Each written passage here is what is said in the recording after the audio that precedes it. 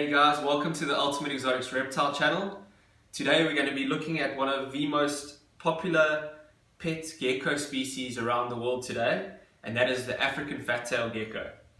So what we're going to do first of all is we're going to tell you and teach you something about these amazing geckos, and then later on we'll have a look at these beautiful, this beautiful variety of mutations and tell you also a little bit about the breeding of these.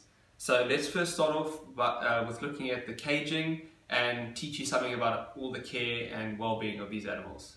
So as you can see, the African Fat-tailed Gecko, it looks a lot like the common cousins, the leopard gecko. Leopard geckos are more common than the African Fat-tailed geckos in the pet industry, and they are very similar, but there's a few differences. And the first difference you can see clearly is their coloring.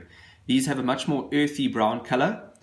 These also come from West Africa, and they come from semi-desert areas, and they are terrestrial, which means that they live on the ground and they live under rocks and under logs.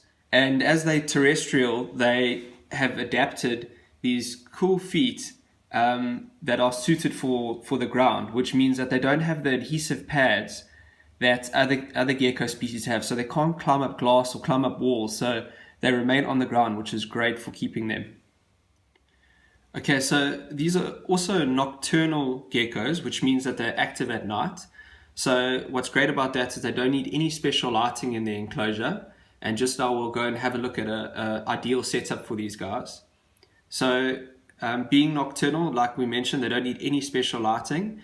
They do need a little bit more heat than the leopard geckos. So your hotspot must be around 32 degrees Celsius. And you can use a heating element like heating cable, or you can use a heat pad, whichever you prefer. And yeah, you want to just maintain that hotspot at about 32 degrees Celsius. Then another thing is that they do also like a bit of extra humidity. So what we do is we have a small hide box, which is a plastic container with a hole drilled in the top, and we put some damp peat moss in that hide box. And what they'll do is that during the day they'll climb into that hide box where it's nice and dark, and it'll be also nice and humid in there, about 60% humidity, and that's perfect for them. It also helps when it comes time for shedding. And then the rest of the cage, you can use a substrate like paper towel or newspaper, which is ideal because it's a substrate that they can't consume and cause problems like impaction, get stuck in their guts. So newspaper or paper towel, it might not look the best, but it really is the perfect substrate for these guys. Another very important thing about the African fat-tails, when they're babies and they hatch out, they're a lot smaller than the leopard geckos. And we find that the babies, they're more sensitive, but they prefer crickets instead of mealworms in the first maybe 2 to 3 months of their life. So we still offer mealworms, but we find a lot of them don't actually feed on the mealworms. So we supplement with crickets, and we find that the crickets make a huge difference in their growth in the early stages of their life. And then as they get a bit older, after a few months, they take onto the mealworms quite easily. Whereas with the leopard geckos, we feed them the mealworms from the beginning, and they have no issue at all. So that is something to keep in mind. And these guys do seem to prefer a bit of extra protein, like the crickets, the smaller roaches, and even pinky mice, the frozen thawed pinky mice during breeding season for the females. They really enjoy it, and it's a good source of protein for them. Another thing you've got to have in the enclosure is the calcium and vitamin supplements. We put a small shallow bowl in there that is in the enclosure at all times, that has the calcium and vitamin supplements, and then also just a shallow water bowl with clean drinking water in at all times. And then guys, another important thing to consider, these guys live for a long time. So their captive lifespan can be anywhere from 10 to up to 25 years. So that's something you must take into consideration when getting an African fat-tail. But besides that, they are such excellent pets. The African fat-tails are also a lot calmer than the leopard geckos. You can see this what I'm holding. They're very easy to hold, and they're super calm and docile, which is really great. And like I said, they do make great pets. You just got to be careful with their fat tail, which they store fat in for during hard times like winter, for example. They'll use the reserves in their tail to keep them going when there's less food around. You just got to be careful of that tail. You don't want to hold it or pick them up by the tail, as they can drop the tail. It won't kill them, but it'll cause them a lot of stress, and it will grow back. but it won't look as nice as the original tail. So you want to avoid that by all costs. And a tip when you're handling them is always hold them close to a surface. So if they do fall out your hands, they don't have a full they don't have a far way to fall. As if you're holding them walking around and you drop it, it could fall from a few meters, could hurt the gecko and cause it to stress out and drop its tail. So that's just a bit of advice. Okay, so when it comes to breeding African fat-tailed geckos, they mature slower than the leopard geckos. The leopard geckos can mature as young as a year old and start breeding. The African fat-tail needs at least 2 years. Well, that is with the females. The males can mature a bit younger, but the females need minimum 2 years before they start breeding safely and laying eggs. We do give them a cooling period where we drop the night temps to about 18 degrees, and the day we don't let it get much warmer than 25 degrees Celsius. We do this for a period of about 2 months, and during that time they also eat a lot less. After that, we start warming it up and we return the temperatures back to normal with the hotspot at 32 degrees, and then we start pairing the males with the females. After pairing, it can take about 3 to 4 weeks until you get your first set of eggs, and they lay 2 eggs at a time, which they'll lay in their peat moss hide. And after they've laid those first 2 eggs, you'll find on 2-week intervals you'll start getting 2 eggs. So every 2 weeks you can expect to get 2 eggs, and you can actually see the eggs developing on the sides of the females. And those eggs we then incubate at temperatures of about 29 to 30 degrees if we want our females, or a mixed sex. And then if you incubate a bit warmer, you're going to get males only. So their sex can be determined by temperature, although it doesn't seem to work as well with the African fat-tails as it does with the leopard geckos. We find that even though, if say for example we try to breed for males, we don't actually get that many males out, and males are actually quite rare in fat-tails, and I'm not 100% sure why, but it seems to be the case. Okay, so one of the reasons why the African fat-tailed gecko is becoming so popular in the pet trade is because of the beautiful mutations that are starting to be bred.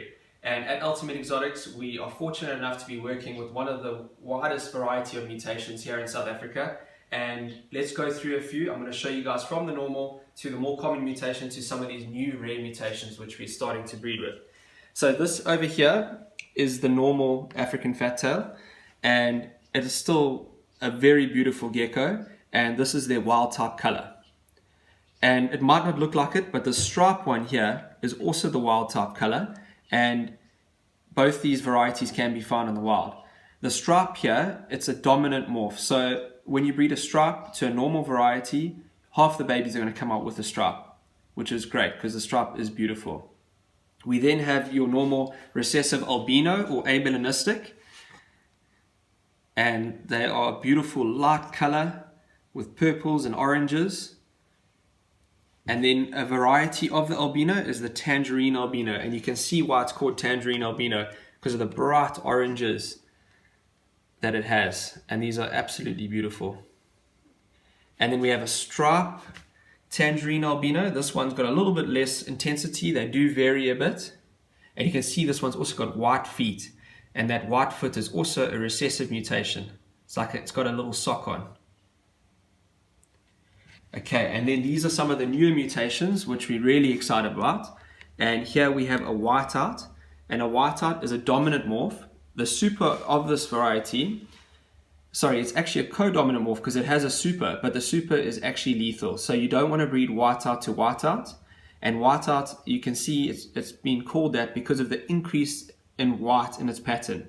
So if you compare it to a normal, you can see how much more white it has, and it's got a much more broken pattern. And they really are just beautiful. Then we have another recessive mutation, which is this male striped Oreo. This is the Oreo mutation is recessive, similar to the albino. And then over here we have a whiteout Oreo. So that's a combination of the Oreo and whiteout. And this just makes one of the most beautiful black and white African fat-tailed geckos. And it is just such an incredible mutation. And then the last one, we have another recessive, which is a patternless. And this, it is ironic it's called a patternless, but this is a stripe patternless. So it's not completely patternless, it's got a perfect stripe down the back, but that is a patternless, or another recessive mutation. So as you can see, there's a wide variety of different morphs of African fat-tails now, and it's only the beginning. So in the years to come, we're going to see a lot more combinations and a lot of new stuff coming around, and I think the African fat-tail is going to be a really popular gecko of the future.